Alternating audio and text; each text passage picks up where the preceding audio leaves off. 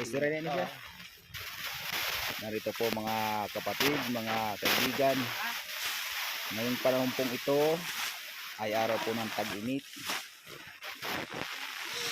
Nakikita po ninyo na kami yung mga bata ay nililimas po yung isang parang lanaw ng ilog para makakuha po sila ng mga isdang hindi namin kilala. At makikita ninyo kung anong mga pangalan nito. Kayo na po ang bahalang mag-comment kung anong klaseng isda, kasi nasa kagubatan po kami na tinatawag namin paraiso.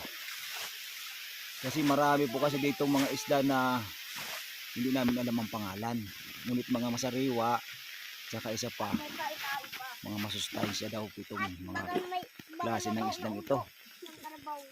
Ayan po, ito makikita po ninyo may isang, ito yung parang malit lang siya na nag-stack na tubig, kasi simula hanggang dulo ay may nakita kaming naggagala-gala ng mga pailili namin to. So para mapatungan namin na ito po isa ganito. Makikita po ni subatan ni pos. Yun po, kukuha kami mga isdang, ang alam hindi po ito nakakala kasi sa po nila masarap ito, kaya po ninyo mayaman pag nalimas na to makikita dito. Ayan, pag po naman lang ito. Ayan.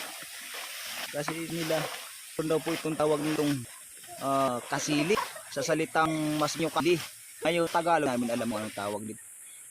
May gwapo pang dalawang gwapo. May pangarap pa nga ito sa kanilang buhay, mag-artista daw. Ayun, buy-buyong niya to. Mawa. Kaya may alam po.